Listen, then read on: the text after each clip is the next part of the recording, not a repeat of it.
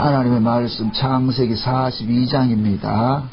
1절부터 마지막 절까지 하나님께서 이 역사 속에 펼쳐가는 것은 결국 하나 이야기를 하고자 합니다. 그 아들 예수 그리스도, 예수님에 대해서 이야기를 하고자 합니다. 그 예수님께서 이 땅에 오셔서 어떤 일을 하실 것인가, 그것을 이제 구약 마당에 요셉을 통해서 이렇게 오늘 설명을 해주고 있는데, 요셉이 바로의 꿈을 해석을 하고 나가지고서, 그러자 바로의 꿈을 해석을 하고 나니까 바로가 그 집 자체를 요셉에게 맡겨버리잖아요. 그래서 지난 시간에 우리가 꿈을 해석하는 자가 만유의 주가 된다. 만유의 주가 된다. 그게 만유의 주라는 얘기는 하나님의 계시를 맡은 자입니다.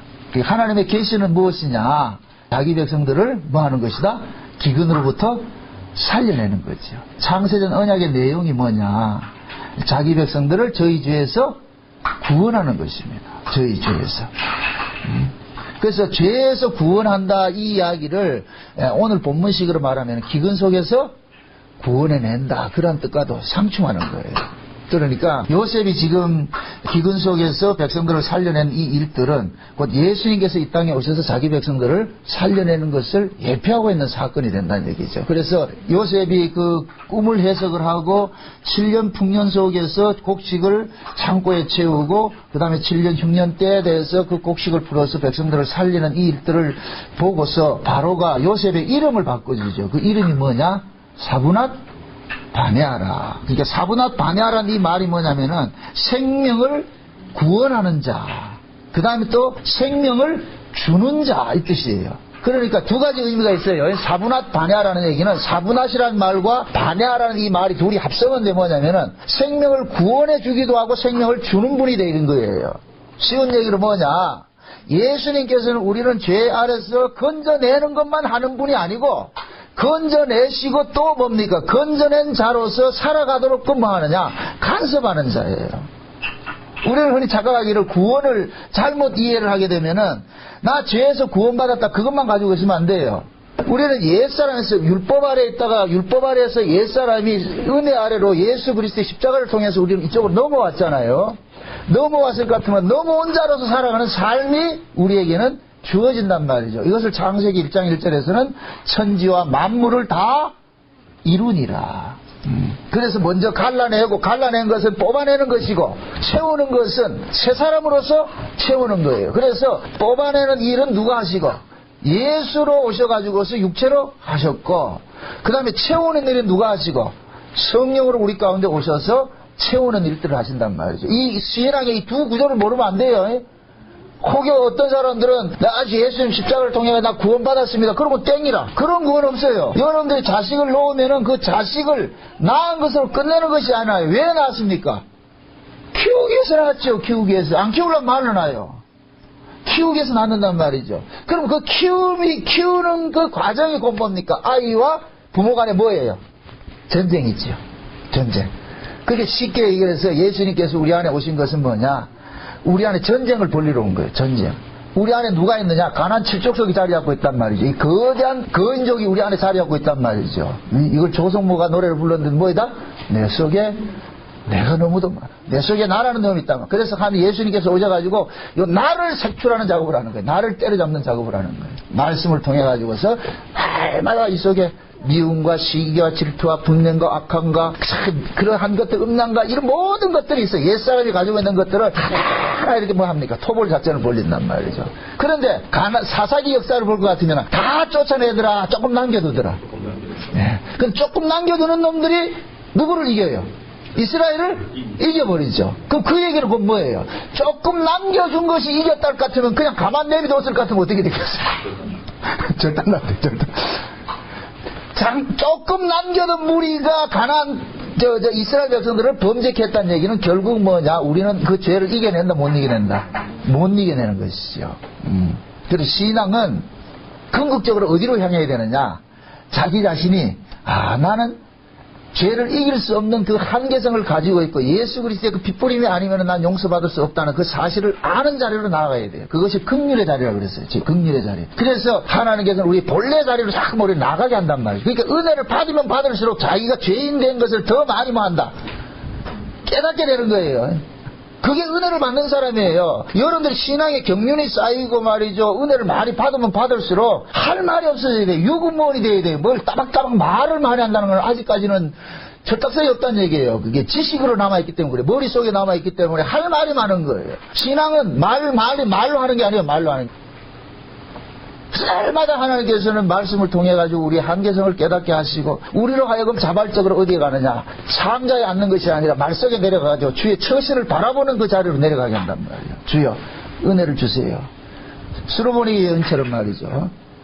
주인의 상에서 떨어지는 그 부스러기라도. 여러분들 보세요. 그 수로보니 여인이 저 주인에게 떨어지는 그 부스러기를 먹는다는 얘기는 그냥 우리는 먹다가 이렇게 떨어지니까 이렇게 그 떨어진 부스러기 먹는다 생각하는데 그 개념이 아니에요. 그 당시에는 떡을 먹으려면 이스라엘 백성들은 처음 뭐냐, 음식을 먹기 전에 뭘 해요? 손을 씻지요. 우리 식당에 가면 뭘 줘요? 수건 주잖아요. 그죠? 물수건 주잖아요. 닦으라고 주는 거잖아요. 근데 그것도 모자라가지고서 떡을 먹을 때 이스라엘은 뜯어서 먹는단 말이죠. 그러면 그 뜯어서 먹을 때 손에 이물질이 있을 말도 잘 안 되네. 이물질이 있을 것 같아가지고서 그것을 떡 가루로 해서 씻어내는 거예요.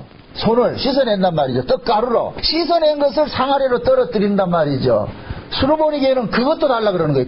그거 달라는 거예요. 이것은 철저하게 뭐가 되느냐? 내가 뭐냐? 죄인의 자리, 그 자리로 내려가겠다는 거예요. 감히 내가 주인의 상에 있는 거 바라보지 못한다. 손 씻은 그 떡가루라도 내가 먹을 수 있는 그 은혜를 달라는 거예요. 이게 죄인의 모습이에요. 그러니까 우리가 신앙생활을 하면서도 말씀 앞에서 날마다 우리가 깨뜨려져야 되는 이유가 그거예요. 말씀 앞에서. 내가 이렇게 약한 죄인이구나. 우리는 자꾸만 죄라 생각할 것 같으면 윤리 도덕적인 개념으로 접근을 한단 말이죠. 윤리 도덕적인 죄의 개념으로 접근하지 말고 우리 안에 하나님을 사랑하는 마음이 없는 것이 죄라니까요. 죄는 다른 것이 아니에요. 로마서 1장에 볼 것 같으면 뭡니까? 우리 마음에 무엇을 두기 싫어하며 하나님 두기를 싫어하며 그래서 하나님께서 뭐 합니까? 그 마음 상실한 그 마음대로 내버려 두니까 지 마음대로 살잖아요. 지 마음대로 살잖아요. 구원은 뭐냐? 끈 떨어진 연을 끈을 하나 매주는 거예요. 쉬운 얘기로. 우린 다 끈 떨어진 연처럼 지 마음대로 살고 있는데 예수님께서 오셔서 그 떨어진 그 끈 연을 끈 줄을 하나님 앞에 연결을 해놓은 거예요. 그래서 우리는 뭐 하냐? 마음대로 못 산다니까. 그럼 자꾸 하나님께서 땡긴단 말이에요. 땡겨준다니까. 그래서 신자들은 이 땅에 살아가는 삶의 모습이 자기 마음대로 살아가지질 않는 거예요. 여러분 보세요. 하나님께서 요셉에게 꿈을 줬어요. 그 꿈이 무슨 꿈이라 그랬어요? 마녀에 추가되는 꿈이고 형제들의 추가되는 꿈이라 그랬죠. 오늘 본문에 보니까 요셉이 지금 양식 사러 온 그 자기 형들을 만나보고서 뭘 생각을 하? 무엇을 추억을 해요? 몇 절입니까?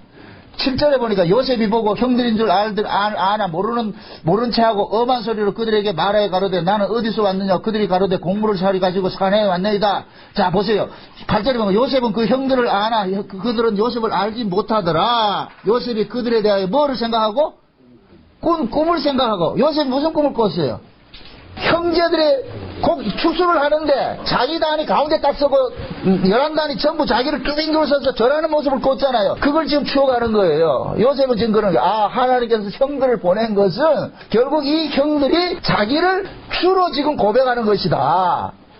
그럼 지금 보세요. 그 꿈이 어떻게 실현이 되느냐 하면은 요셉이 준비한 양식을 형들에게 나눠주는 식으로 실현이 되는 거예요. 이게 마녀의 주가 하는 일이라 그랬어요.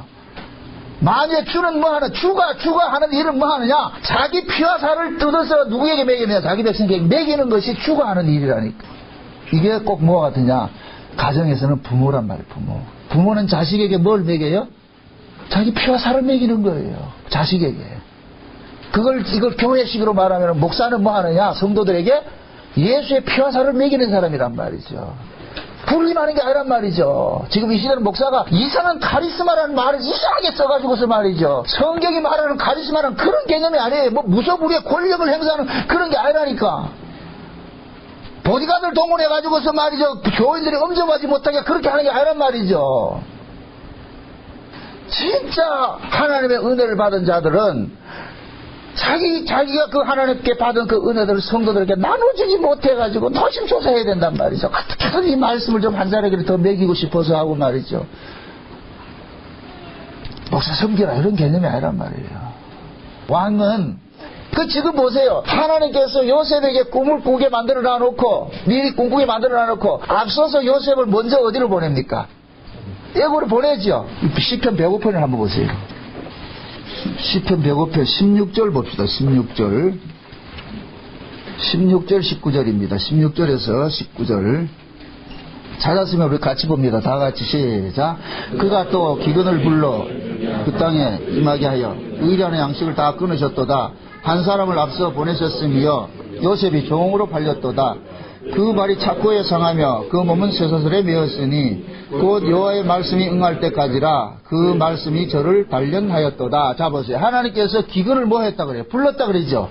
기근을 불러가지고서 그 땅에 임하게 한 것은 기근을 불러들이는 이유는 뭡니까? 인간들이 의지하는 모든 양식을 뭐 하기 위해서? 끊어버리기 위해서. 그럼 다시 묻습니다. 왜 기근을 불러들였느냐? 전부 죽을 자리로 몰아넣는 거예요. 죽을 자리로 몰아넣는 거예요. 그 죽을 자리를 몰아넣고 이제 하나님께서 하시는 일은 뭐냐? 한 사람을 통하여서 생명을 살려는 일들을 벌리는 거예요. 이게 하나님이 이 땅에서 벌리는 일들이라니까. 그래서 하나님께서는 이 땅에 있는 모든 인간들은 모두 죄 아래 다 가둬버리는 거예요. 죄 아래 다 가둬버리는 거예요. 죄 아래 가둔다는 얘기는 뭡니까? 전부 죽이는 일을 하는 거예요. 죽이는 일. 죄 아래 딱 가둬놓고 그러고 한 사람을 보내가지고서 뭡니까? 살려내는 일들을 하는 거예요. 살려내는 일들을. 그러니까 지금 보세요. 애굽에 기근이 들었어요. 기근이 다 들어서 그들이 의지하는 모든 양식을 하나님께서 의도적으로 전부 어떻게 했어요? 끊어버렸죠. 끊어버려놓고 오직 한 사람에게만 양식을 줘요. 한 사람에게만. 이제 요셉에게만 양식이 있어요. 요셉에게만. 그럼 양식을 먹으려면은 누굴 찾아가야 돼요? 요셉을 찾아가야 되죠. 이 이야기는 결국 뭐냐? 하나님께서 이 만물 속에서 하나의 생명만 남기기를 원하는 거예요. 그게 말라기에서는 그런 얘기를 하는 거예요. 하나님은 영이 유여하실지라도 오직 하나만 지으신 것은 경건한 자손을 얻고자 합니다. 거기서 말하는 영이 유여하다는 얘기는 하나님은 많은 사람을 다 만들 수가 있어요. 여기서 말하는 사람이라는 것은 우리 이런 너나 이런 개념이 아니고 종이 다른 인간들 많이 만들 수 있다는 얘기예요. 그런데도 하나님께서 하나를 딱 만든 것은 한 아담에게서 나오게 한 것은 그것은 뭐냐? 예수 그리스도를 통해 가지고서 한 생명을 이 땅에 남기고 싶어하는 그 이야기를 하고 있는 거예요. 그래서 이것을 지금 구약에서는 요셉을 통해서 하나님께서 보여주시는 거예요. 그러니까 지금 하나님께서 계획하신 의도가 뭐냐? 지금 요셉을 통해서 펼쳐지는 그 일들도 뭐예요? 창세기 언약을 이루는 일들이잖아요. 그럼 창세기 언약에 무슨 이야기라 그랬어요? 예수님께서 자기 백성들을 위해서 대신 십자가에 죽으시고 그 십자가에 죽으심으로 인해서 자기 백성들이 죄에서 살려남을 입으면 그 살려진 자들을 뭐로 여기고 하나님의 아들들로 삼고 그 하나님의 아들들로 삼아진 그들은 그 은혜의 영광을 뭐 한다? 세세토록 참여하는 것으로 되어 있다면 이게 창세기 언약이란 말이죠. 그럼 먼저 하나님께서 어떻게 하느냐? 요셉 한 사람을 애굽에 먼저 보내가지고서 준비를 시키는 거예요. 양식을 위해서. 장차 자기 형제들을 기근 속에서 살려내기 위해서 요셉이 뭐 하느냐? 양식을 준비하는 거예요. 그럼 요셉이 보세요. 그 꿈을 어디에서 해석을 해요? 요셉이 감옥에서 해석을 하죠. 감옥에서. 그건 곧 뭐냐? 요셉이 얻어진 그 양식은 요셉의 죽음을 통해 가지고서 마련됐다는 뜻이에요. 지금 이게 이해돼요? 요셉이 감옥에 들어가가지고서 지금 시편 105편이 그러는 거예요. 하나님께서 기근을 불러가지고 양식을 끊고 다 의리하는 것을 다 끊어버린 것은 한 사람을 미리 앞서 보내가지고서 자기 형제들을 뭐 한다? 살리기 위해서. 그런데 그 일을 어디에서 단련했다 그래요? 착고에 채워지고 하나님의 말씀이 응하기까지 어떻게 했어요? 그 말씀이 응하기까지 그를 뭐 했다? 단련했다 그러죠. 이것은 곧 뭐냐? 하나님께서 계획하셨던 그 뜻이 그 언약하신 그 일들을 이루기까지 하나님께서 요셉을 감옥 속에 가둬버렸단 말이죠. 그럼 요셉이 꿈을 해석한 것은 풀려나서 해석한 것이 아니에요. 감옥 속에서 해석을 했다니까. 이건 곧 뭐냐? 예수님께서 십자가의 죽으심으로 인하여서 모든 자기 백성들을 살려내는 그 일들을 하는 것을 예표적으로 보여주고 있는 거예요. 지금 이해돼요? 그래서 요셉이 그 감옥에서 꿈을 해석하고 나가지고 실제 이제 뭡니까? 감옥에서 꿈을 해석을 하고 그 다음에 풀려나죠. 이제 풀려나가지고서 뭐가 됩니까? 총리가 되잖아요. 요건 막 빌립보서 2장에 볼 것 같으면은 하나님께서 예수 그리스도를 십자가에 죽게 한 만들어서 죽은 그를 하나님이 부활시켜가지고서 모든 만물들을 그 앞에 무릎을 꿇고 주라고 시인하게 하신 것과 똑같은 것이라. 그러니까 요셉이 감옥에서 딱 나와가지고서 이제부터는 뭡니까? 애굽의 총리가 돼가지고 이제부터 뭐 하냐? 생명을 주는 자가 되고 생명을 구원하는 자가 되고 그 생명을 구원해내고 생명을 주는 자로서 계속 일어나는 거예요. 그러니까 이 관계가 끊어지면 안 된다니까. 생명을 한번 받았다고 해서 끝나는 것이 아니고 생명을 가진 자는 반드시 생명을 계속해서 뭘 받아야 돼요? 공급받아야 되죠. 여러분들이 살았다는 게 뭡니까? 오늘 살았다가 한 시간 후에 죽었다. 그거 살았다 죽었다. 죽은 거죠. 살았다는 얘기는 항상 살아야 돼. 항상 살아야 된단 말이죠. 그럼 항상 살아있어야 산자라고 그러는데 그럼 그 항상 살아있으려면은 항상 살아있는 자와 연결이 돼 있어야 된다니까. 연결이 돼 있어야 된다니까. 그럼 그 항상 살아있는 자는 누구냐? 생명을 주는 자인데 계속 공급해 주는 자인데 그 생명을 공급해 주는 분이 누구예요? 예수님이었죠. 예수님이었죠. 그럼 이 요셉도 마찬가지예요. 기근 속에 쌀 한 가마에 가지고 한다고 해서 한 가마에 가지고 평생 산다. 계속 공급받아야 된다. 계속 공급받아야 되지요. 지금 이해돼요? 그럼 계속 공급받으려면 어떻게 해야 돼요? 요셉에게 날마다 나아가서 뭐 해야 돼요? 주세요 해야죠. 주세요 해야죠. 쌀 한 가마에 가도 왔다고 해가지고 나 몰라. 이제부터 안 갈래. 한 가마에 금방 떨어진다니까. 여러분들이 은혜도 마찬가지예요. 은혜 한 번 받아도 된다? 아니에요. 우리 언제 은혜 한두 번 받았느냐 말이죠. 그 은혜 받은 것을 가지고서 나 이제 다 알았다. 천만의 말씀, 천만의 말씀. 알 수 없어요. 여러분들 착각하지 마세요. 여러분들이 말씀을 듣고서 말씀 깨달은 것이 그것이 나 다 알았다. 여러분들 말씀을 전하는 나도 다 모르는데 여러분들 왜 다 알아? 안 돼요. 제가 늘 경계하는 게 그거예요. 말씀이 지식이 되면은 지식은 책꽂이에 꽂아놨다가 언제든지 빼냈을 수가 있어요. 그 지식은. 그러나 그건 죽은 거예요. 근데 생명은 그런 것이 아니에요. 다 공급받아줘야 돼요. 생명은 내가 사는 것이 아니에요. 하나님이 살게 해줘야 사는 것이 생명이라니까. 그래 생명이란 말 자체가 날생자 한문으로 따져볼까 하면 날생자 명할 명자라니까. 이건 곧 창세기 1장에 말씀할 것 같으면 하나님이 가라사대 하면 그때부터 뭐가 되느냐. 그 가라사대가 뭐가 되는 거예요. 생명의 능력이 나타나는 거예요. 그래서 하나님께서 살으라 이렇게 명령하시면 우리는 살고 있는 거예요. 아담아 흙으로 돌아가라 이러면 우리는 돌아간다니까. 지금 이해돼요? 심장마비로 죽는 게 아니고 하나님께서 돌아가 이러면 죽는다니까. 사고 나서 죽는 게 아니고 하나님께서 그만 숨쉬라. 하나님께서 호흡을 취해가면 그냥 간다니까. 호흡을 취해가면은 아무것도 아니라니까. 그 호흡을 누가 주셨어요? 하나님이 줬죠. 근데 여러분들이 호흡하면서 사는 게 이게 하나님이 날 줬구나 생각해서 살아요, 안 살아요? 안 살지요. 그래도 내가 심장이 튼튼해서 살지. 그러니까 우리는 지금 뭐 은혜를 받고 산다고 하면서도 여전히 우리는 뭐냐? 하나님과 상관없는 삶을 살고 있다니까. 왜 하나님께서 모든 세계 다 양식을 없애버리고 요셉의 창고 속에만 양식을 두느냐 말이죠. 그래서 7년 풍년과 7년 기근이란 이 얘기는 7이라는 숫자는 하나님께서 창세전 언약을 하늘에 있던 그 창세전 언약을 이 역사 속에 펼쳐 보이는 것을 7로 나타난다 그랬어요. 7로. 그렇죠? 7로 나타. 그러면 7년 풍년이 되고 7년 풍년은 다 흉년이 되니까 7년 흉년은 다 사라져버렸죠. 풍년 사라져버렸죠. 그럼 이 땅에 남은 것은 뭐예요? 풍년이에요? 기근이에요? 기근이 남았죠. 그럼 기근이 몇 년 동안 일어나는 거예요? 7년 일어나죠. 그럼 그 기근이 이 역사세계 전체에 기근이 있다는 얘기예요. 지금 이해돼요? 전체 온 역사가 전체 기근이에요. 무슨 기근이냐? 말씀이 없는 기근이란 말이에요. 말씀이 없는 기근. 그래서 그 말씀은 오직 누구만 있느냐? 예수에게만. 예수. 이해되죠?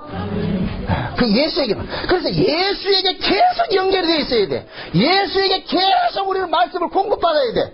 그렇게 공급받는 사람이 산 사람이에요. 산 사람. 그래서 하나님께서 아모스에 볼 것 같으면은 추수하기 석 달 전에 하나님께서 이 땅에 기근을 보내는데 그 기근을 보낼 것 같으면은 진짜 살아있는 사람은 양식을 찾아서 가는 거예요. 그래서 오늘 이 본문에 볼 것 같으면은 보세요. 자, 중요한 얘기가 애굽에 양식이 있다는 소식을 누가 듣습니까? 누가 말합니까? 야곱이 말해주잖아요. 야곱은 아는 거예요. 저 애굽에 양식이 있다는 것을. 그래서 자기 새끼들 보고 그러는 거예요. 뭘 꾸물거리느냐? 빨리 가지 않고. 왜 꾸물거리느냐? 양식 있는 거 가라. 죽은 자가 양식을 찾아갑니까? 산 자가 양식 찾아갑니까? 산 자가 양식 찾아가는 거죠. 그럼 야곱의 12아들들이 요놈들이 지금 어떤 모습이에요? 야곱만 살아있다는 얘기예요. 야곱만 쉬운 얘기로. 지금 이해돼요? 그게 그 야곱이 살아있다는 얘기는 그 야곱의 이기 인생을 지금 누가 살고 있는 거예요? 요셉이 살고 있죠. 그러니까 야곱과 요셉은 비록 떨어져 있지만은 띠디디디디 통한다 설명한다. 야곱과 요셉이 야곱에서 나왔잖아요. 그럼 요셉이 있는 곳에 항상 야곱도 그 마음이 그쪽으로 가 있는 거예요. 비록 그들이 요셉을 죽였다고 아버지에게 고하고 했지만은 야곱 속에는 여전히 뭐하냐, 그 주파수가 어디에 있느냐. 그러니까 야곱은 늘 지금 죽은 그 새끼에 관심을 갖고 있죠. 그죠? 요셉에 관심을 갖고 있잖아요. 그럼 그 얘기는 야곱 속에는 요셉이 죽었어요, 안 죽었어요? 여전히 살아있는 거예요. 단지 죽은 모습으로만 보이는 것이지. 그래서 야곱은 요셉에게로 자기 자식들을 보내는 거예요. 거기 가라! 거기가 그 양식을 구해와라. 거기 가. 그 양식 먹어야 산다. 그래서 하나님께서는 요셉에게만 딱 양식을 주고서 이제는 뭐 하느냐? 형제라는 것은 한 부모에게서 났지만은 한 부모에서 난 형제들이 한 떡을 먹어야 형제가 되는 거예요. 그래서 야곱은 자기 자식들을 요셉의 떡을 먹게 하도록끔 그에게 보내는 거예요. 가거라. 거기 떡을 먹어야 된다. 그 떡을 먹어야 너희들이 산다는 거예요. 산다는 거. 그거 알고 있는 거예요. 그래서 보냈다니까. 보세요. 참 재밌는 것이 요셉이 형제들이 딱 왔어요. 요셉은 알아봤다 뭐 알아봤다?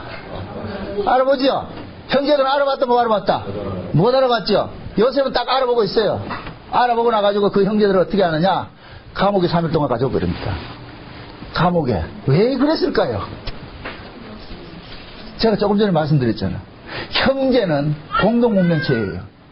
형제라는 것은 한 부모에서 낳고 한 떡을 먹는 형제가 될 것 같으면 똑같은 운명을 가져야 되는 거예요. 그래서 요셉이 자기 형제들을 감옥에 집어넣는 거예요. 감옥에. 3일 동안 감옥에 집어넣는데 그 감옥이 어떤 감옥이냐? 요셉이 들어갔던 그 감옥이라. 지금 이해돼 이게?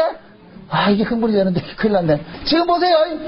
요셉은 자기 형제들을 살리기 위해서 어디로 가느냐? 자기가 죽었다가 살아난 그 곳에 지금 집어넣는 거예요. 3일 동안 가둬놓는다니까. 여기 신약으로 올 것 같으면은 예수님께서 무덤 속에 3일 동안 계셨다가 살아나는 거와 똑같은 거예요. 지금 이해돼요? 먼저 죽이는 일을 하는 거예요. 그들 먼저 죽음의 자리에 넘겨놓고 그 다음에 살려내는 일들을 한다니까. 요셉도 그 과정을 겪었잖아요. 그러니까 요셉이 감옥 속에 갇혀있는 것은 시편 기자가 말할 때 뭐라 그래요? 말씀이 뭐했다? 저를 단련하고 그 말씀이 응하기까지 했단 말이죠. 그럼 그 말씀이 단련하고 말씀이 응하게 했다는 얘기는 요셉은 지금 누구의 삶을 살기 위해서 살고 있다? 예수 그리스도의 삶을 대신 살고 있기 때문에 그 예수 그리스도의 운명처럼 요셉도 감옥 속에 갇혀 있다고 갇히면서 그 속에서 하나님의 그 언약이 응해지는 것으로 나타나는 거예요. 이해되죠? 요셉이 그래서 자기 형제들도 형님들이 살려면은 내가 밟았던 그 코스를 그대로 밟아야 되느니라. 그래야 한 형제가 되고 한 떡을 먹는 사람이 되느니라. 그래서 요셉은 자기 형제들만 감옥에 갇힌다니까. 다른 사람들이 양식 사러 왔는데 다른 사람도 감옥에 넣었다 안 넣었다? 안 넣었죠. 또 이걸 가지고 또 그럴 것 같으면 그러면 다른 사람은 왜 되는? 그걸 신경 쓰지 말라니까. 성경이 말하는 것은 자기 백성을 어떻게 구원했느냐 그 얘기하는 것이지. 쟤는요 그러지 말라니까. 그 생각하지 말라니까. 내가 구원을 받은 하나님의 은혜로 구원받은 그것에 감사하세요. 저 옆집 아저씨가 구원받느냐 안 받느냐 그건 신경 쓰지 말고 그건 하나님 알아서 하시니까. 우리가 해야 될 것은 뭐냐? 나를 구원해 주신 그 은혜가 감사합니다. 주여 고맙습니다. 나 같은 죄인이 이 용서받아서 산다는 것이 놀랍고 놀랍네요. 이래 생각해야 되지. 베드로같이 예수님께서 요한복음 21장에 나타나가지고서 그러잖아요. 베드로 보고 니 나 사랑하냐 이렇게 물을 때 베드로 그러잖아요. 자신 없어가지고 주님 먼저 아시지 않습니까? 그래서 예수님께서 니 젊어서 니 마음대로 다니면 늙어서는 뛰고 간다 그러니까 베드로 뭐라 그래요? 옆에 있는 요한을 보고 뭐라 그래요? 야, 너 왜 되는데요? 그걸 네가 왜 신경을 쓰는 예수님 그러잖아. 그걸 왜 네가 신경 쓰는데 내가 얘를 데려가든 말든 그걸 네가 신경 쓸 문제가 아니고 너나 잘하세요. 그 구원은 남 볼 거 없어요. 남이 은혜를 받느냐 안 받느냐 그거는 여러분들이 월권이에요. 그건 여러분 신경 쓸 문제가 아니고 그건 하나님이 각자 알아서 할 몫이고 내가 받은 은혜로서 여러분들 섬기면 돼. 받은 은혜를 가지고 토해내면 되는 거예요. 아이고 남이 봉사 안 하는데 내가 왜 해요? 아이고 그거를 참 목을 쳐야 돼. 그거 아니에요. 은혜 받았으면 혼자 하라고. 남 하든지 말든지 신경 쓰지 말고. 누가 봉사하니 나도 하고 봉사 안 하니 안 하고. 자 보세요. 하나님께서 요셉을 애굽에 보내가지고 총리를 만든 것은 결국 누구 살리기 위해서 만든 거예요. 이 작품이 형제들 살리기 위한 거잖아요. 그죠? 형제들 살리기 위해서. 그러면 그 요셉이 형제들을 살리려면은 그 형제들도 요셉과 똑같은 공동 공명체가 돼야 된다니까. 그래서 요셉은 어떻게 하냐, 형들을 오면 바로 곡식을 주는 것이 아니고 먼저 감옥 속에 가뒀다가 빼내는 일들을 먼저 하는 거예요. 그거는 곧 뭐냐, 예수님께서 이 땅에 오셔가지고 우리를 뭐 하느냐, 먼저 십자가에서 죽이는 일을 하시고 그 다음에 우리를 살려내가지고서 양식을 주는 일들을 한단 말이에요. 생명을 주는 일들을 한단 말이에요. 그래서 예수님께서 십자가에 육체로 오셔서 십자가에 죽으실 때는 우리를 전부 몽땅 안고 뭐 하는 거예요. 죽는 거예요. 그래서 육체로 오신 예수님은 좀 전세의 고양식으로 말할 것 같으면 뭐이다? 저승사자죠. 저승사자. 개그 콘서트에 볼 것 같으면 고집불통 영감들이 나오잖아요. 그건 난 모르겠고, 그러니까 옆에서 앉아가지고 아이고 내가 죽겠어 하면 누가 찾아와요? 저승사자 찾아와요. 저승사자가. 예수님이 저승사자로 왔다니까. 누구에게 저승사자냐? 자기 백성들에게. 몽땅 자기 백성들 안고 어떻게 하냐? 십자가에 가서 죽은 거예요. 예수님께서 대표로 죽은 거예요. 예수님께서 대표로 죽었기 때문에 우리도 대표로 거기에 함께 죽은 것이 돼버리고. 여러분들 전쟁을 하면 누구와 싸워요? 적장만 죽이면 전쟁이 뭐 하는 거예요? 이기는 거죠. 사극 같은 데 보세요. 요새 징비록 같은 데 볼 것 같으면은 선조가 임진왜란 때문에 참 몽진 나가고 하잖아요. 왕이 잡히면 국가는 무너지는 거예요. 왕이 살아야 국가 사는 것이고. 그 예수님께서 대신 십자가에 죽으셨어요. 그럼 우리도 몽땅 죽은 것이 돼버려요. 근데 죽었던 예수가 살아났다. 그럼 우리도 자연적으로 뭐가 돼요? 살아난 것이죠. 그럼 결국 우리의 운명은 독자적인 운명이에요. 예수 안에서 감춰진 운명이에요. 그렇죠. 예수 안에 감춰진 운명이죠. 그래서 우리는 예수를 떠나서는 살 수가 없다니까. 존재할 수가 없는 존재라니까. 우리가 이걸 아는 사람이 신자라니까.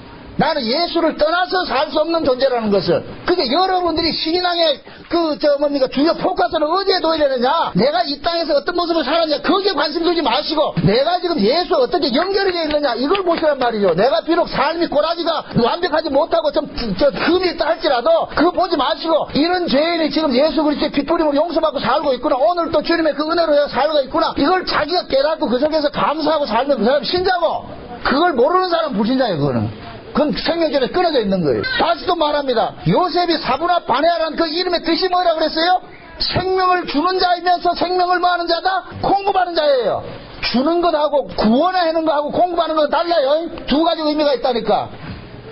죽은 자를 살려내는 것도 있지만은 살아난 놈에게 계속 살도록 해주는 것도 요셉이 하는 일이에요. 그래서 예수님께서 이 일을 하기 위해서 십자가에 죽으셨고 부활하셔가지고 살아서 우리 가운데 오셔가지고 계속 우리로 하여금 뭐 하느냐? 예수의 생명으로 살게 만든다니까. 그래서 요셉은 뭐 하느냐? 자기 형제들을 감옥에 집어넣었다 끄집어내가지고 양식을 주고 나서도 계속해서 이 형제들은 그들에게 요셉의 양식을 공급하는 거예요.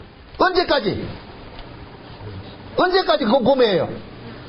기근 때까지, 7년 기근 때까지. 그 7년 기근이 뭐라 그랬어요? 전 세계 역사를, 전 역사를 뭐 한다? 함축한다 그랬어요. 함축한다. 그럼 저와 여러분들은 요셉의 형제들과 같은 모습인데, 그러면 우리에게 생명을 공급해주는 그 요셉은 누구예요? 예수님이죠. 그럼 그 예수님, 우리는 죽을 때까지 예수님에게 뭐 해야 돼요? 가서 양식을 달라 그래야지. 양식을 달라 그래야지. 여러분들, 하나님은 인간들을 만들 때에 예수라는 떡을 먹여서 살려내도록 하나님께서 작정을 하셨어요. 그게 에덴 동산에서 생명과로 나타났다니까. 생명과로. 그러니까 아담과 하와가 생명과를 먹었을 것 같으면은 에덴 동산에 쫓겨나지 않아요. 왜 그러냐? 생명과 속에 뭐가 담겨져 있기 때문에. 영생하는 게 담겨져 있기 때문에. 생명과만 먹으면 죽지 않아요. 영생한단 말이죠. 그걸 신약식으로 말할 것 같으면 예수님께서 오시면 뭐라 그래요? 나는 하늘로서 내려온 뭐이다? 떡이라 그래요. 왜 산떡이라 그래요? 그냥 떡이라 하지 않고. 그것은 우리에게 생명을 주는 떡이기 때문에, 그게 생명을 받은 사람은 계속해서 뭐 해야 된다? 한 번 살고 끝난다? 계속 살아야 된다. 계속 살아야 되죠. 그럼 그 사람은 떡과 떨어진다? 안 떨어진다? 안 떨어지는 것이죠. 그래서 예수님께서 나는 하늘로서 내려온 산떡이다 이렇게 이야기하면서 누구든지 이 떡을 먹는 자는 그 속에 뭐가 있고? 영생이 있고 생명이 있고. 그럼 아담과 하와가 에덴 동산에서 생명과를 먹었으면 괜찮은데 생명과를 먹지 못하고 쫓겨났잖아요. 그죠? 쫓겨났을 것 같으면 이제부터는 하나님께서는 아담과 하와에게 떡을 먹이는 그 일들을 벌리기 시작하는 거예요. 떡을 먹이는 일들을. 왜? 원래 아담과 하와를 창조한 목적이 생명의 떡을 먹고서 영생하는 것으로 만들어놨기 때문에. 그런데 이놈들이 생명의 떡을 먹었다 못 먹었다? 못 먹었잖아요. 그러니까 그것을 먹는 작업을 벌리는 거예요. 벌리는 작업을 한단 말이죠.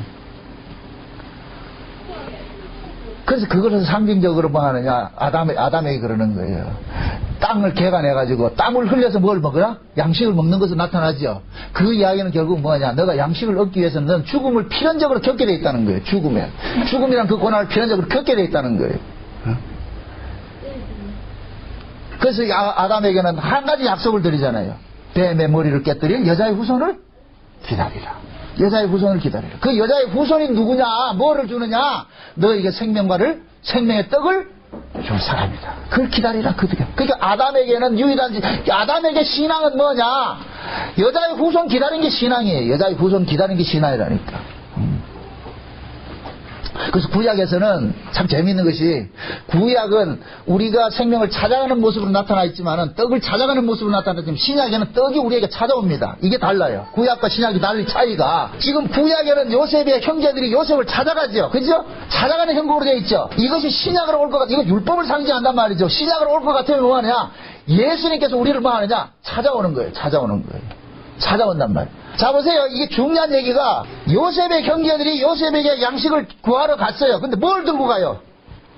빈손으로 갔어요? 돈 들고 가요? 돈 들고 가죠? 그럼 돈 들고 갔다는 얘기는 뭐 하는 거예요? 값을 주고 사겠다는 거죠? 그럼 묻습니다. 생명은 값 주고 사는 거예요? 그냥 주어지는 거예요?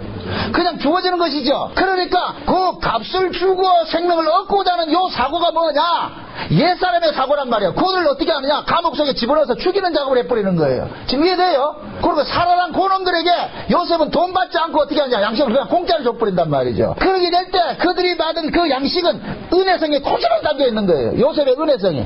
이해되죠? 지금 그게 신약으로 오면은 예수님께서 우리에게 뭐 하느냐? 공짜로 양식을 주는 거예요. 공짜로. 우리가 달라서 주는 게 아니고. 그래서 예수님께서는, 신약에는 뭐냐? 이 차이가 뭐예요? 구약은 내가 찾아가는 것인데, 신약은 예수님께서 셀프 서비스로 오신다니까. 예수님께서 친절하게 찾아오셔가지고서 먹이신다니까. 우리가 그래서 구원받았다니까. 안 놀래요. 이게 안 놀래진다니까. 참, 내 같은 죄인에게 이게 말씀이, 예수님이 찾아와서 이렇게 구원해 줬다는 것이, 이게 놀랍고 놀라야 되는데, 어떻게 이 복음이 깨달아지느냐, 이게 놀라야 되는데, 안 놀라. 그래서 하나님께서 자기 백성들을 예수와 연합시키는 이때를 계속 벌리는 거예요. 계속 벌린다니까. 그래서 구원받은 자는 예수를 떠날 수가 없는 거예요. 왜 그러냐? 예수에게서 뭐가 나오기 때문에? 생명이 나온다는 걸 알기 때문에. 예수를 떠나서는 살 수 없다는 걸 알기 때문에. 이것을 지금식으로 말할 것 같으면, 여러분들이 진짜 살아있는 신자일 것 같으면 여러분들이 말씀을 떠나면 죽는 줄 알아야 돼요. 말씀을 듣지 못하면 기갈이 와가지고서 막 환장을 해야 되는데, 여러분들은 먹지 않아도 그렇게 당당하게 살고 있는 것은 산잔지 죽은 잔지 제가 모르겠어. 지금 제 말뜻을 알겠어요? 건강한 사람은 밥 한 끼 잘 먹었다 해서 끝나는 게 아니에요. 아무리 잘 먹어도 4시간 지나면 또 뭐가 와야 돼요? 허기가 와야 되죠. 그게 건강한 사람이라니까. 건강하지 못한 사람은 이틀 처먹지 못했는데도 배 안 고프대. 그럼 필연적으로 병든 거예요. 그거 몸뚱이는 밥을 먹어야 살도록 되어 있다니까. 그 건강한 몸은 밥을 찾는다 안 찾는다? 찾아요. 이걸 우리 신앙으로 여겨보시란 말이죠. 건강한 신앙은 말씀을 찾는다 안 찾는다? 찾지요. 말씀을 찾지요. 그래서 아모스 선지자가 그러는 거예요. 추수하기 석 달 전에 기근을 내려볼 것 같으면 산 자와 죽은 자가 쫙 갈라지는 거예요. 그 기근을 당할 것 같으면 살아있는 사람은 뭐를 찾아가나요? 양식을 찾아가는 거예요. 양식을 찾아간다니까. 양식 있는 걸 찾아간다니까. 여러분들 보세요. 버드나무가 가까이 있으면 버드나무가 만약에 가뭄이 들었다. 그러면 그 뿌리는 계속해서 어디를 지향하느냐? 물을 찾아가는 거예요. 그 뿌리는 계속 물을 찾아간다니까. 왜 그래요? 살아있기 때문에. 죽은 나무는 찾아간다 안 찾아간다? 안 찾아가요. 그래서 하나님께서는 자기 백성들에게 은혜를 주시면 그 은혜 받은 사람은 이 은혜가 선순환을 일으켜가지고 계속해서 하나님의 은혜를 사모하는 쪽으로 나간다니. 사모하는 쪽으로. 하나님 도와주세요. 하나님 은혜를 주세요. 하나님 은혜 주세요 한다니까. 그렇기 때문에 그 은혜를 맛본 사람은 모이기를 패한다, 모이기를 힘쓴다. 힘쓰죠. 힘쓴다니까. 여러분들 말씀 안 듣는 거 이건 큰 병이에요. 오후에 도망가는 거 안 된다니까. 가지 마세요. 말씀을 들으시라고. 언제까지 말씀이 있냐 말이죠. 그 기심성을 알아야 되는데 그러고 몰라. 산 사람과 죽은 사람의 차이예요. 스스로를 생각해 보라니까. 스스로를. 내가 진짜 하나님의 은혜에 진짜 사모해서 가느냐. 한 달을 교회 하나도 감각이 없고 2달을 하나도 감각 없어. 이건 뭐 큰 병 들린 거예요. 큰 병 들린 거예요. 진짜 좋은 신자는 예배 한 번만 빠져도 덜컹덜컹 해야 돼요. 이게 무슨 소리냐. 이게 말씀 한 번 안 들으면 안 된다고 말이죠. 고파야 되는데 물을 떠난 고기가 혹시 산다 하여도 말씀 떠난 심령은 사는 법이 없다오. 말씀 떠나면 안 돼요. 말씀 떠나면 안 돼요. 지금은 시대가 말씀이 지금 기근의 시대인데 여러분들은 그래도 살아있는 사람이기 때문에 말씀을 다 사모하고 쫓아다녀야 돼요. 귀찮을 정도로 목사님 또 말씀 좀 들려주세요 해야 되는데 차려놔도 안 오니까 이건 아니에요. 고치셔야 돼. 이게 영이 자꾸만 말이죠. 하나님 그래요. 보세요. 달란트 비유에서 뭐예요? 2달란트 5달란트 남긴 정령은 1달란트 있는 것까지도 뺏어가지고 그에게 주라 그러죠. 그러니까 하나님은 은혜를 사모하는 자에게는 점점점 많은 뭐를 부어주고 은혜를 부어주고 사모하지 않는 자에게 있는 은혜도 뺏어가 버리는 거예요. 그러니까 점점점 강팍해 되는 거예요. 강팍이 된다니까. 아주 무서워요. 여러분들 한 번 예배 빠지기 쉽지. 한 번 빠져보세요. 2번 3번 쉬워요. 인간은 항상 내가 잘못했다는 고백하는 인간은 없어요. 합리화시키죠. 항상 자기 합리화시키죠. 예수님 앞에 합리화가 된다 안 된다? 안 돼요. 아니라니까. 돌이키셔야 돼요. 제가 강력하게 이야기하는 것은 여러분들 죽으라고 하는 소리 아니에요. 살아가셔야 돼요. 이래서 안 된다니까. 그래서 요셉은 지금 보세요. 자기 형제들에게 그냥 곱게 그렇게 남들이 와가지고서 돈 줄 때니까 양식 주세요. 그렇게 안 준다니까. 이 양식이 어떻게 해서 생겨진 양식인 걸 알게 하기 위해서 자기가 겪었던 그 과정을 겪도록 감옥에 갇혔다가 3일 후에 빼내버리고 그러고 뭐 그 양식은 이것은 너희들이 값주고 사는 것이 아니고 이것은 뭐냐? 은혜로 주는 것이다. 그렇게 해서 공짜로 다 준다. 공짜로. 응? 지금 예수님께서 저와 여러분에게 주신 그 생명도 마찬가지예요. 전부 우리에게 뭘 줬다? 공짜로 줬어요. 공짜로.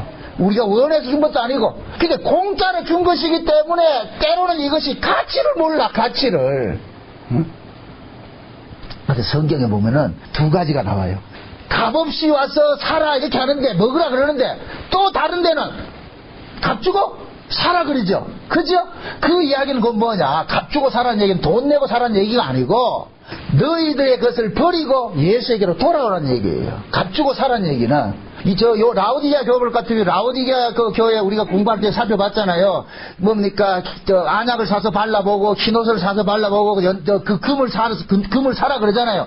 근데 그 금을 사라는 것은 전부 누구를 사라 그러는 거예요. 내게서 사라 그러죠. 내게 있는 금을 사고 내게 있는 안약을 사고 내게 있는 옷을 사라 그러잖아요. 그 이야기는 결국 뭐냐? 너희들 걸 버리고 내 것을 가지라는 거예요. 내 것을 가지라는 소리란 말이에요. 그러면 그것을 상징적으로 이야기를 할 때 지금 라오디게아에 그런 이야기를 했다는 얘기는 라오디게아는 종말교회를 상징하는데 이 시대 교회를 상징하는데 이 시대 신자들이 전부 어떻게 가지고 있느냐? 자기 걸 가지고 있는 거예요. 자기 걸 가지고 있으면서 나는 부자라 부여야 부족한 것이 없다고 하는 거예요. 그 예수님이 그러는 거예요. 너희들 거 말고 내 걸 가져. 내 거. 너희들 걸 가지고 있을 것 같으면 그 가지고 있는 것이 너희들은 내 앞에 나와가지고 뭐가지 맞바닥에 세우는 일들을 하기 때문에 나는 그건 못 본다. 그래서 예수님께서 너희들 걸 버리고 내 걸 사라 그러는 거예요. 내 걸 가지라는 거예요. 그래서 예수님께서 공짜로 주시는 그 은혜로 주시는 것들을 받은 사람들은 모가지를 세우는 것이 아니라 하나님 앞에 나와서 말하냐. 주께서 우리를 이렇게 은혜를 베풀어 주셔서 긍휼을 베풀어 주셔서 내가 살고 있습니다. 그 고백이 나온다니까. 하나님 그거 두고 싶은 거예요. 요셉이 보세요. 요셉은 그 7년 동안 전부 공물을 공짜로 얻었어요. 돈을 주고 사들였어요. 요셉이 돈을 주고 사들였다니까 다 사들였다니까. 그 자기가 사들인 것을 어떻게 합니까? 지금 공짜 요셉은 뭘 주는 거예요? 공짜로 주잖아요. 공짜. 우리가 교회를 걸어서 뭐라 그래? 예수 그리스도 피값을 주고 샀다 그랬죠. 그죠? 예수님께서 피값을 드리면서 우리를 샀어요. 그러니까 우리를 구원해 놔놓고 이제는 예수님께서 우리에게 돈 달라 합니까? 공짜로 줍니까? 공짜로 주잖아요. 그러니까 그 공짜로 우리가 살고 있을 때는 우리가 지금 사는 모든 것들이 뭐가 되냐? 은혜가 된다니까. 은혜. 그게 내가 지금 사는 바탕에는 모두가 뭐냐? 예수 그리스도의 것으로 살고 있는 거예요. 살고 있는 거예요. 그래서 하나님께서는 떡을 주는 자와 떡을 먹는 자를 한 형제로 연합시키는 이 일들을 했는데, 형제들, 요셉이 형제들을 감옥에 갇히고 3일 동안 감옥에 가둬놨다가 끌어내면서 떡을 주는 방식으로 이렇게 했단 말이죠. 그러면 이제부터 이 떡을 먹은 사람은 뭐세요? 이게 신약식으로 올 것 같으면 예수 그리스도의 살과 피를 먹은 사람이 예수의 형제잖아요. 그죠?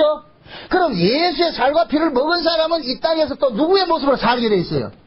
예수의 모습으로 살게 돼 있죠. 그죠? 예수의 모습으로. 그래서 예수의 모습으로 살아가는 삶의 모습이 신자들이 이 땅에서는 뭐로 살아가느냐? 나그네와 행인 같은 모습으로 살아가는 거예요. 그래서 예수의 피와 살을 먹은 사람은 이 땅을 지향하는 것이 아니라 하늘을 지향하게 돼 있다니까. 왜 그러냐? 예수의 살과 피가 그 성질이 어디로 지향하게 돼 있느냐면 하늘로 지향하게 돼 있다니까. 이 말이 참 중요한데. 자, 보세요.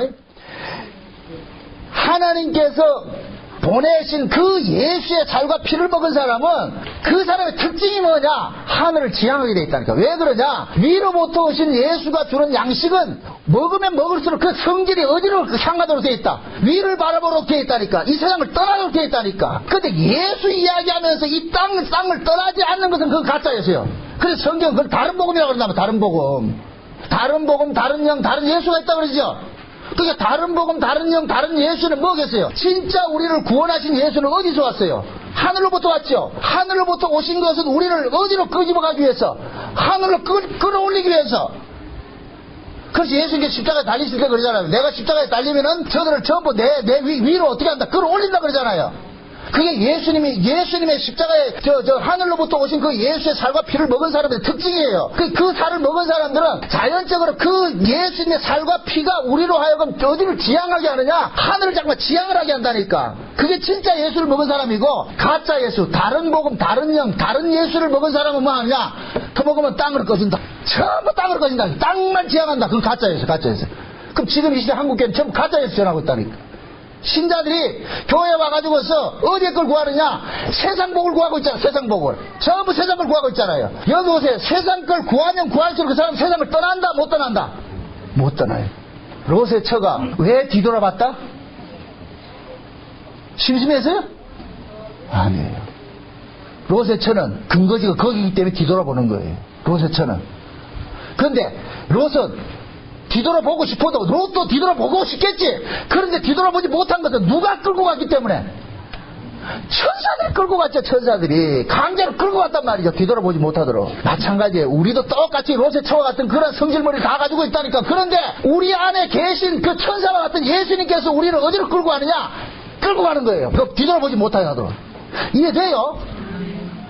그게 요만큼 있는 거예요. 요만큼. 뭐 우리가 잘나서 있는 것이 아니고, 우리는 다 미련들이, 세상에 미련이 많아요. 세상에 미련이 많다니까. 그런데 그 세상에 있는 미련들을 우리 안에 와 계신 예수님께서 우리보다 더 강하심으로 우리를 향하여 어떻게 하느냐? 끌고 가는 거예요. 그래서 천국에는 어떻게 가느냐? 끌려가는 거예요. 끌려가는 거예요. 우리가 잘나서 가는 게 아니에요. 내가 알아가지고 내가 가겠습니다. 그래 가는 천국이 없다니까. 그럼 또 지자랑한다니까. 우리는 다 끌려서 간다니까. 그 끌려서 온 길이 지금 이 자리라니까. 여기까지 왔다니까. 여기까지. 그럼 무엇입니다? 여기까지 피크 끌어나왔을 것 같으면 데려간다 안 간다?